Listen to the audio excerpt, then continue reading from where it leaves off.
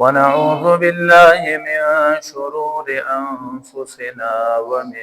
سيئات أعمالنا من يهده الله فلا مضل له ومن يضلله فلا هادي له ونشهد أن لا إله إلا الله وحده لا شريك له ونشهد أن سيدنا ومولانا محمدا عبده ورسوله أما بعد فأعوذ بالله من الشيطان الرجيم بسم الله الرحمن الرحيم شهر رمضان الذي أنزل فيه القرآن إلى آخر الآية. قال النبي صلى الله عليه وسلم قال الله تعالى الصوم لي وأنا أجزى به أو كما قال عليه الصلاة والسلام. اللهم صل على محمد وعلى آل محمد كما صليت على إبراهيم وعلى آل إبراهيم إنك حميد مجيد. اللهم بارك على محمد وعلى آل محمد كما باركت على إبراهيم وعلى آل إبراهيم إنك حميد مجيد. أحسنوا وشرانوا د الله فدین باندې مینو مسلمانانو د الله جل جلاله فضل او احسان دی چې موږ او تاسو باندې د جمعې د ورځ بیا راوسته تاسو تمام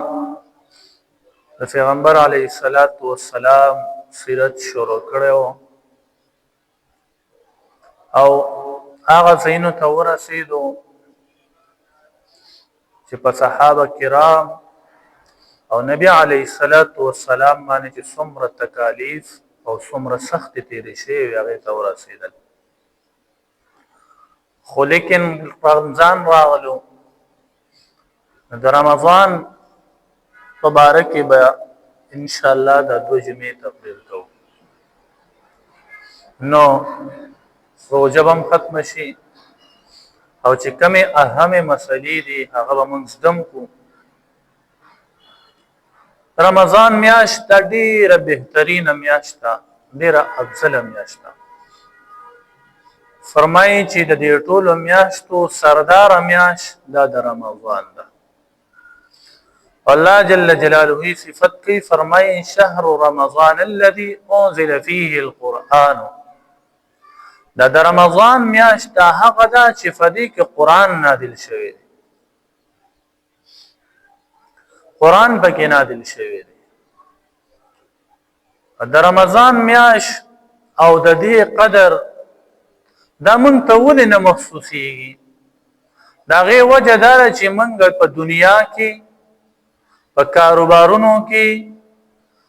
دغه رنګې د خواهشاتو کې په مستیانو کې په دې کې مونږ مفتلا شوي یو. نو د دې وجې نه مونږ ته د رمضان هغه قدر چې دی نه دا نه محسوسېږي. د رمضان قدر د هغه چا نه معلوم کې کم خلق چې د دې څیزونو نه محفوظ وو. لکه نبی علیه الصلاۃ والسلام به د رجب په میاشت کې دعا غوښتله او څه به ویل یا الله موږ باندې رجب او شعبان چې دی نه دا تیر کې او رمضان ته چې دی نه دا موږ ورسوي. د عمر د توالد دعا یې غوښتله یا الله په موږ باندې د رجب او شعبان میاشت تیره کې او رمضان میاشت چې دی نه موږ ورسوي. محدثین فرمایي چې نبی علیه الصلاۃ والسلام د عمر د اوږدېدو لپاره دعا غوښتې ده او د عمر د اوږدېدو لپاره چې په سړی دې لپاره وغواړي چې یاره الله زما عمر سیوا کې دې لپاره چې ته مې ډېر خفه کړی او په دې آینده عمر کې زه ستا راضي کړم. نو په دې امید باندې د الله جل جلاله نه د عمر د اوږدېدو سوال کول چې دین دا جایز دی خو د مرګ تمنا کول او مرګ غوښتل نو د دین نبی علیه الصلاۃ والسلام منع فرمایلی ده چې تاسو د مرګ چې دین دا مغواړئ د مرګ دپاره دعاګانې چې دین دا مکوئ دین منع راغلی ده ولې هغې سوچ وکړه چې ته د مرګ دپاره دعا کوې چې یا الله ما مړ کړي نو ته په څه بنیاد کې یا د مرګ تمه کوې چې یاره ماله دې مرګ راشي نو ته ولې کوې ته په دې بنیاد باندې کوې چې یاره ما ته به هلته کې څه سکون میلاو شي سکون به راته میلاو شي چین به راته میلاو شي نو دا خو په هغه صورت کې تا ته سکون او چین میلاویږي چې کله تا د مرګ دپاره خو څه تیارې کړې وي الله دې راضي کړي وي الله دې خوشاله کړي وي نو د تا ته خو به چین او سکون چې دی نه دا به میلاو شي او که بالفرض والتقدیر ته الله ناراضه کړي الله دې خفه کړي الله دې خوشاله کړي نه او بیا هم د مرګ تمنا کوي دې لپاره چې چین او سکون راته میلاو شي نو بیا خو هلته کې ګوره خو د چین او د سکون ځای خو نه دی اخو د آرام ځای نه دی بیا اخو بیا د لړمانانو کور دی اخو بیا خطرناک ځای دی چې تا د ځان لپاره د خطرناک ځای دعا کې نبی علیه الصلاۃ والسلام فرمایل اللهم احیینی یا الله ما ته ژوند راکړې کو چرته په ژوند کې زما دپاره خیر وي الله ما ته ژوند راکړې کو زما چرته په ژوند کې خیر وي په زندګۍ کې مې خیر وي او څه به ویل او فرمایل به اللهم توفتنی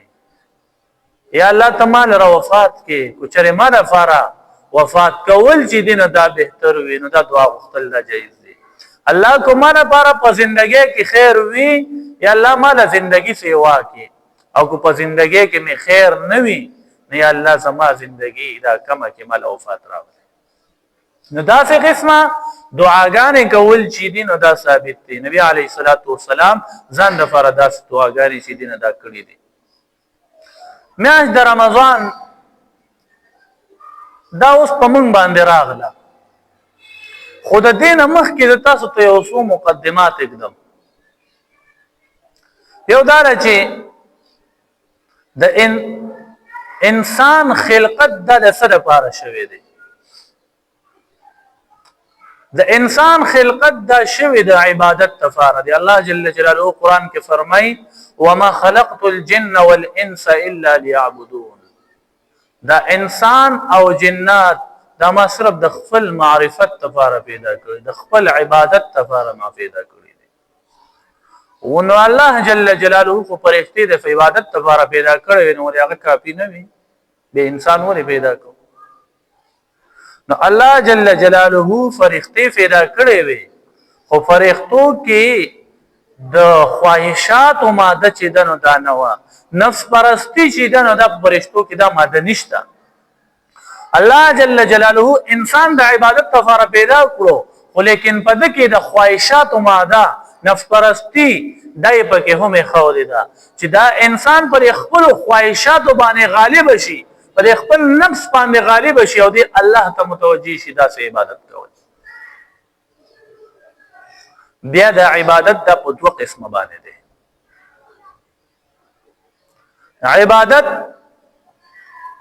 بغیر د واسطې نه بالذات او یو ته ویل کېږي عبادت بالواسطه زمونږ خلکو ته دې کې اشتباه پیدا کېږي وایي چې یاره بس زه دا عبادت کوم که نه کوم عبادت یو عبادت دا دی چې زمونږ دا مونځ کوو روژه نیسو زکات ورکوو حج کوو عمره کوو جهاد کوو دې ته ویل کېږي عبادت مقصوده عبادت بلا واسطه چې ډایرکټ موږ د الله عبادت کوو دویم قسمه عبادت دا هغه دی چې په هغې کې موږ خپل خواهشات پوره کوو ولیکن الله جل جلاله په موږ باندې دا فضل او احسان کړی دی چې هغې هم زموږ دپاره عبادت ګرځولی دی لکه یو او بل ته سلام کول په خندا فیشانې سره میلاوېدل حدیث کې راځي چې دا عبادت ته. د نبی علیه الصلاۃ والسلام په طریقه ملاوېدل دا عبادت ته. یا دا رنګ نبی علیه السلام فرمای خپل بچو د فار کسب حلال ګټل دا عبادت ته. حلال روزي ګټل دا عبادت ته. دا رنګ خپل بچو سره او خپل کور والا سره په خندا سره ملاوېدل دا عبادت ته. او حدیث کې راځي کله چې دا خزا او خاونه دا یو بل ته وګوري او د الله د رضا لپاره یو بل ته وخاندي نو بر وته الله خاندي، الله وته خوشحاليږي، الله وې تر دې دوه ناراضي ما. کله چې تاسو کورته ځئ د بیبيان دې زما خبره واوري، کله چې خاوندان کورته داخل شي تاسو خاوند ته وخاندي او خاوند تاسو ته وخاندي، الله تاسو دوه ته وخاندي، الله خوشاله شي. نو په خندا پېښانه د کوواله سره ملاوېدل دا اگر چې خپل خواهشات پوره کول له خدام عبادت ده. نو یو عبادت بلا واسطه شو چې هغه کې د خپل خواهشات او پوره کول نه بلکې خواهشات کنټرول کول دي. لکه مونږ کول دا زمون په نفس باندې ډېر زیات ګران دي. لکه اکثر نوجوانانو وردا به مونږ نه کوي او چې کوي هم نو بس پرس کوي او سنتونه تخدي. دا ولې دا د په نفس باندې د عبادت کول دا ډېر زیات ګران دي. الله فرمای یا ایها الذين امنوا استعینوا بالصبر والصلاه. اے ایمان خواندانو تاسو امداد حاصل کړئ په صبر سره او په صلات سره. او بل لګي فرمای واستعینوا بالصبر والصلاه وانها لكبيره الا على الخاشعين. دا مونږ ډېر زیات ګران دي مګر په خلکو آسان دي کوم چې د الله نه یریږي، کوم خلک چې د الله نه یریږي. نو دوه قسمه عبادت شو. یو عبادت بلا واسطه چې هغې ته ویل کېږي مونځ کول، روژه نیسل، حج کول، زکات ورکول، جهاد کول، دا عبادت دی. خو دا عبادت بذات د الله سره د تعلق دی کې د خواهشاتو پوره کول نشته. دویم هغه عبادت چې هغې کې مونږ خپل خواهش پوره کوو خو الله زمونږ دپاره عبادت کړی دی چې یو زمونږ نیت صحیح وي او دویم د نبي علیه الصلاة والسلام په طریقه باندې وي نه هغه هم زمونږ دپاره الله جل جلاله عبادت ګرځولی دی. لکه دکانداری کول دا هم عبادت دی خو دکانداری کې بس ستاسو روټین وي چې ستا نیت صحیح وي، نیت دې پکې صحیح وي. او دویمه دا چې ته په طریقه د پیغمبر علیه السلام دکانداري وکړې، ته روزي ګټې د بچو دپاره ستا نیت صحیح دی، ته په زړه کې د مسلمان دپاره خص دی صورت ساتي، نیت صورت ساتي چېرې زه دته 2 روپۍ خیر ورسومه، د خیر صورت پکې ته ساتي، په زړه کې ښه نیت دې کړی دی. نو چې ښه نیت دې کړی د پیغمبر علیه السلام په طریقه دې وکړو، اگر چې تا ګټه وکړه خپله پیسې دې وګټلې الله ستا لپاره دا عبادت وګرځو. دا دواړه قسمه عبادات دي خو لیکن د یو عبادت دپاره به اوس بل عبادت نه پرېږدي. څنګه؟ او دواړو عباداتو کې فرق څه شو؟ یو خو عبادت بذات شو د الله سره ډایرکټ برابر، یو عبادت بالواسطه شو چې ته خپل خواهش پوره کوي الله ستاره او الله وی دا خواهش پوره کول هم ستا عبادت دی، دا هم ستا عبادت شو. دواړه عبادت شو. خو په دواړو عباداتو کې افضل او بهتر عبادت دا کم یو دی؟ عبادت خو دواړه دی. خلک وایي مړه بس زه خلکو سره ښه رویه ساتم، زه په ښو اخلاقو خلکو سره میلاویږم، که مونځ هم نه کوم نو پړه خلکو ته سپین یم، زما مونځ ته څه ضرورت دی؟ زه که مونځ ونه کوم نو زه خلکو ته لږ څه نه ساتم. نه، دا خبره غلطه ده. ولې؟ نو دواړو عباداتو کې ما تاسو ته فرق وکړو. دواړو عباداتو کې فرق دی خو په دواړو عباداتو کې افضل عبادت اوس کم یو دی. نو تاسو په خپله سوچو کې چې کوم الله ته بذات دی نه هغه بهتر دی او کوم چې بالواسطه دی نه دا غیر افضل دی. عبادت خو دواړه دی خو بذات عبادت دا افضل شو دی بل نه. لکه تقی عثماني رحم الله، تقی عثماني سے لیکلي دي کتاب کې، فرمایي چې ما ته یو زنانه خط راولېږو چې زما کور والا چې دی هغه ډاکټر دی، ډاکټر او د ماسپښین مونځ نه پس د هغوی ډیوټي وي، نو هغه د مازدیګر مونځ او د ماښام مونځ او ماسخوتن مونځ 3 واړه پرېږدي، کلینیک کې ناست وي د خلکو د علاج دپاره، او ماسخوتن چې راشي نو غونډ مونځونه په یو ځای وکړي. نه زه ته یم چې ګوره دې لږ شان لس منټه د الله له ورکوه دا مونځ په ټایم کوه ولې بې ټایمه کې چې ته دا درې واړه مونځونه په یو ټایم باندې کې نه هغه ما ته ووایي چې یو حقوق الله دی او یو حقوق العباد دی او حقوق العباد دا افضل دی د حقوق الله نه نو زه په حقوق العباد باندې عمل کوم نو تاسو دې باره کې څه وایئ څه په دې خبره هغه ته لا جواب یم نو تقي صاحب لیکلي دي کو چېرته ډاکټر ته د دې مسلې داسې پته وه چېرې دا حقوق الله دا منځ افضل دی او که نه د خلکو د علاج کول افضل دی نو د خلکو د علاج کولو نه وي منځ کول چې دی نو دا افضل دی نو مونږ له به د خامخا ټیم ایستلی وه دا مسلې ورته بیا ولېږه دویمه خبره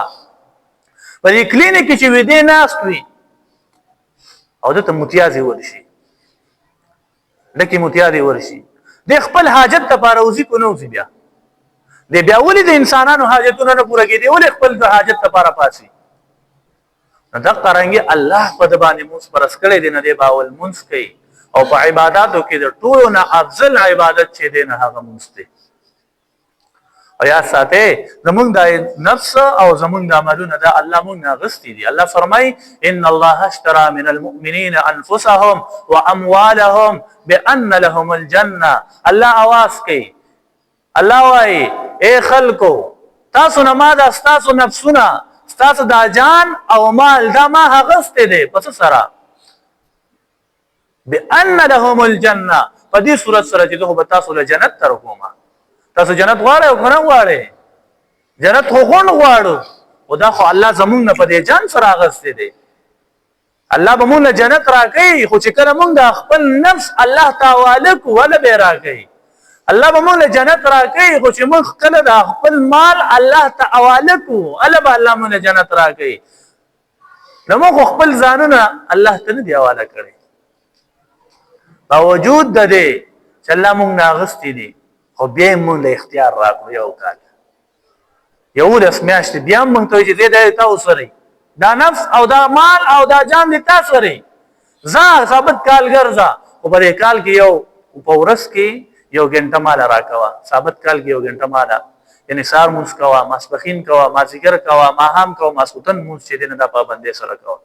نور ثابت کال کوه ځان له مال ګټه جیداد ګټه چې څه کې وکړه او چې کله د رمضان دا میاشت راغله نو انسان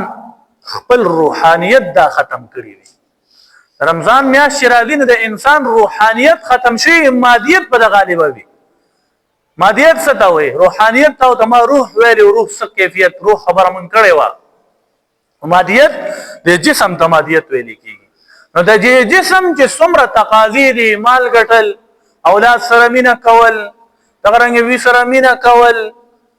په ضروریاتو کې وخت تېرول دې ته ویلې کېږي مادیات او غلبه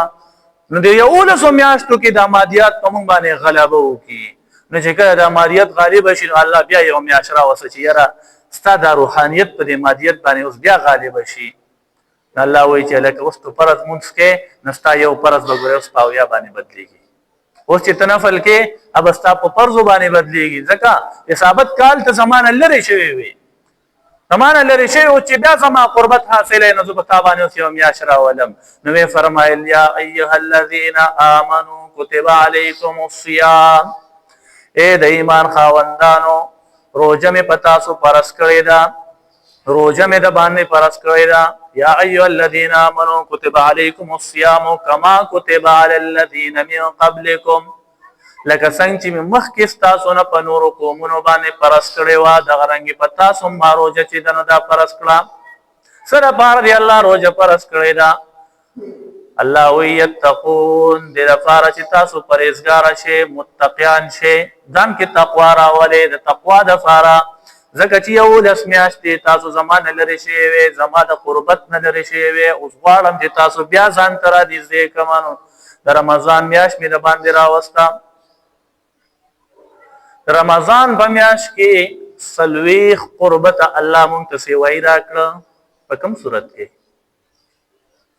40 قربت علامه عبدالحی لکنوی رحم الله فرمایي چې الله مونږ ته 40 قربت په رمضان کې سیوا راکړه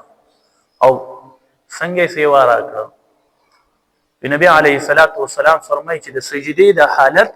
د الله تر ټولو نه زیات نږدې وي نو شل رکعات تراویح کې موږ څو سجدي کوو سلويخ رکعات سلويخ سجدي کوو نو سلويخ سجدي الله مونږ ته سیوا راکړي ولې ځکه چې سجده کول د الله ته قربت حاصلول دي سجده کې الله جل جلاله ته مونږ ډیر زیات نږدې کیږو الله فخفل فرمایي واسجد بیا سجده وکړه غایات مونږ واسجد واقترب تاسو سجده کوئ الله ته نږدې کیږئ سجده کوئ الله ته نږدې کیږئ نبی علیه الصلاۃ والسلام چې کله معراج ته لاړو او الله جل جلاله ته ډیر زیات نږدې شو نو لکه دا تمنا راغله چې زما د امت الله ته دغه شان نږدې شي نو الله فرمایل چې ما ته دې سجده کوي بده به ما ته نږدې وي ما ته دې سجده کوي زما معراج دا چې دې مونږ کوي ما ته دې سجده کوي نو علامه عبد الحی لکنوی رحم الله فرمایي چې سلويخ سجدي الله مونږ ته په روز رمضان کې سیوا کړی دا ولې ځکه چې مونږه یولس میاشتې د الله نه لري شي او الله غواړي چې مونږ بیا ځان ته نږدې کړي بعد خلک وایي نه مړه زه سلويخ نه کوم زه به شپاړس سجدې کوم اتر رکعات تراویح کوم ولې زما سلويخ سجدو ته ضرورت نشته د الله ولی یولس میاشتې خې تعالی اختیار درکړی ودرېږه د شپې نوافل ځان له کوه اخو ځان له نوافل دي هغه هم کوه هغې نه مونږ منې کول نه کوو خو لیکن دا سلويخ سجدې خې د باندې ځان د الله دې دپاره فرض کړی چې یاره ما ته نږدې شي د خپل نږدېکت دپاره مې داسې وکړل چې ما ته نږدې شه سلويخ سجدې وکړه بعضې خلک نادان نه پوهېږي په دې خبره باندې چې یاره د سلويخ سجدو په ځای باندې د الله ته شپاړس سجدې لګوم چې زه نور هم نږدې شم پکې چې ټوله شپه اوس الله ته ودرېږم نو یو خدا وشوه چې سلويخ سجدې دي پکې څه دي شل رکعات تراویح کول دویم په رمضان کې د تلاوت کثرت سره په کثرت سره د قرآن تلاوت کول بد چې روان ام تلاوت چې ناست ام تلاوت ولاړ ام تلاوت بد چې بل کار ستانه تلاوت کول تاسو د چا په مسلک باندې ته پته شته د امام ابو حنیفه رحمه الله اوس دا مسلک څه ته وایي مذهب څه ته وایي بعضې خلک وایي تاسو د نبي اسلام په مسلک پورې نه چې تاسو وایي موږ امام صاحب په مسلک کې نو تاسو دې ته ووایئ موږ دا ویلي چې امام صاحب پیغمبر دی نه موږ دا خبره خو نه کوو ته زما خبره ولې اورئ ما علم کړی دی قرآن مې زده کړی دی قرآن وضاحت باندې مې ځان پوهېږي زما خبره ځکه اورئ نو موږ د امام صاحب خبره ځکه منو چې په قرآن پوهېدو د قرآن په تفاسیرو پوهېدو په احادیثو کې الله هغه ته فهم ورکړو ډاکټر خبره تاسو ولې منئ ډاکټر راته وایي چې یاره دا نسخه استعمالوې ستا بیماري به ختمه شي ستا بیماري په دې نسخې سره ختمېږي ډاکټر خبره سړی مني خو چې په دین کې یو ډاکټر وي د هغه خبره ولې به نه منې خامخا به د هغه خبره منې چې دا د دین ډاکټر دی څنګه چې د دنیا ډاکټر وي موږ یې خبره منو مونږ خو د هغه نه دا تپوس نه دی کړی چې تا ته دا نسخه پیغمبر علیه السلام لیکلې ده د دې نسخې په قرآن کې ذکر راغلی دی نه لکه دې نسخې په قرآن کې ذکر نه دی ته د ډاکټر خبره په کوم دلیل منې ته د ډاکټر تقلید په کوم دلیل کې نه امام صاحب خو د قرآن ډاکټر و د احادیثو ډاکټر و هغه د احادیثو فهم الله ورکړو نو مونږ ته دین آسان کړی دی نو مونږ به کوم څنګه عمل نه کوو هغه مونږ ته ټول دین آسان کو هغه سخت هغه تیرې کړې مونږ ته آسان حلوا راکړو دا خورې اوس بهرحال د امام صاحب په باره کې راځي وی د په رمضان کې یو شپې ته ختمونه کول دا لوی مرتبه والا انسان نن خلک هغه هم نه پرېږدي په هغه باندې هم راته وي او به دا داسې او داسې بهرحال مونږ اختلافاتو ته به نځو خو چې د هغې کوم مناقب دي هغه به راته ویم نو هغې به یو شپې ته ختمونه څنګه کول یو ختم به د ورځې وکړو یو ختم به د شپې کوو یو ختم به تراویح کې کوو خو څانه به یو سپاره تراویح کې لوستل او په خپله باندې او بیا چې امام صاحب پسې خلکو ختم کو هغه خلکو به څه کیفیت ځکه حدیث کې راځي چې قرآن د داسې کس نه شاته اورئ چې هغه عالم وي او کوم کس چې د عالم نه شاته ولاړ وي دا داسې ده چې د پیغمبر نه شاته ولاړ وي واورئ کم کس چې د عالم نه شاته ولاړ وي دا د پیغمبر نه وروسته ولاړ وي ولې ځکه چې یو عام حافظ دی هغه خو صرف قرآن یاد کړی خو نو خو چې د قرآن کم فهم دی کم وضاحت ته هغه ته غریب نشي رسیدي ایته خو بار ولس یو لسکاله لګي او عالم هغه پولی باندې تیر شوی دی. بهر حال نه امام صاحب په روزه کې سونه ختمونه کول یو شپې ته ختمونه به کول یو د ماهام د شپې نه یو د ورځې نه یو به په تراو کې کو نو ډیر ختمونه ډیر د ورځې ډیر د شپې یو د تراو نو یو شپې ته ختمونه چې د امام صاحب په رمضان کې کول. د غرانګي د دې سره سره د نوافل کثرت کول بس چې ټیم ملاویږي مونږ الله ته ودرېږو ولې یو لاس میاشتې هم مونږ الله له نه دی ورکړي خو چې اوس دا یو میاشت مونږ الله له ورکړو او په کثرت سره نوافل چې دي نو دا شروع کړو او چې په عام روټین کې مونږ د تهجد مونږ نه کړی او چې کم از کم په دې رمضان کې خو اصل مونږ پښمنی له پاسو د رمضان کې زمونږ د تهجد مونږ قضا نشي بلا مونږ باندې افطار کې سترګې پټي بس مونږ کو زر زغلو نو یو مې ربانی کوي او د کېږي خیر دی او اشراق له پاسه بیا اشراق پابندي کول د غرنګ ما هم مونږ پسې شپږ رکعاته سنت یوابین کول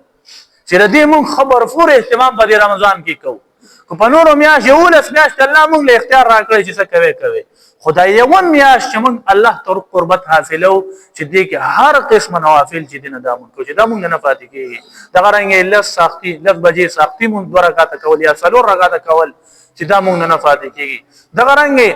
چې کله زوال ختم شي د زوال نه بعد څلور رکعاته نوافل کول نبی علیہ الصلوۃ والسلام نه دا ثابت دي نمازګر مونږ مخ کې څلور رکعاته نفل کول سو کوئی سنت غیر مؤکد دي دا کول دا اهتمام د دې نوافل کول د دې سره سره د ذکر اهتمام کول څنګه ذکر کول لا حول ولا قوه الا بالله سبحان الله والحمد لله لا اله الا الله الله اکبر یا سبحان الله العظیم سبحان الله وبحمده سبحان الله العظیم دا ذکر کول د لا اله الا الله ذکر کول چې کوم ذکر تاسو په زبان راځي بس اپ ذکر کول خو چې رمضان زمونږ نه اسې به چې دینه دا ځای نشي زمونږ نه د رمضان یو منټ مونږ نه اسې تیر نشي اذن چې مونږ موبایل راوالو بس پبجی ته ونخدو چې پاره کې تیر نشي کو سړی دکانداری کوي دکانداري ګدم د خپل ذکر اسکار کوي د غرنګي د دې سره سره د ګناهونو نه بچ کېدو اهتمام کول چې موږ په رمضان کې د ګناه نه ځان بچ ساتو د غیبت نه ځان بچ ساتو چغل خوري نه ځان بچ ساتو د کنزلو نه ځان بچ ساتو رمضان کې ورا د درې سيزونه چې دي کنه صرف دا بنشي خوراک اسکاک جما خدا عام سيزونه غیبت کول چغل خوري کول کنزل کول جنگ جګړه کول دا بغیر د رمضان نم ناروا دي نو چې یو سیس په رمضان کې په غیر رمضان کې ناروا نو په رمضان کې په طریقه ولا سره ناروا دي نو موږ د دې سيزونه روزونه سو ګورې دا نور کړکې مونږ ځان ته کولاو کړی غیبت دا تاسو څه ګناه نه ښکاری چغل خوري ګناه نه ښکاری کنزل کول ګناه نه ښکاری چې موږ دغه سيزونه په رمضان کې چې د نظام رمنې کو او پنځمه خبره دې سره دا چې د دعا اهتمام کوو تم ملاویږي چې د الله نه غواړو بار بار د الله نه دعا غواړو الله بس یو لاس میاشتې تا مونږ پرې کړي وو هغې کې مونږ نه څه کمې شوي څه کوتاهۍ شوي الله بس مونږ ته هغه معاف کړي الله مونږ معاف کړي الله مونږ معاف کړي ځکه حدیث کې راځي نبی علیه الصلاة والسلام فرمایي وی هلاک شو هغه کس جبرئیل علیه السلام فرمایي وی هلاک شو هغه کس چې په ده باندې رمضان راغلو او دفع الله باندې ځان ونه بخو وی هلاک دي شي هغه کس او نبی علیه الصلاة والسلام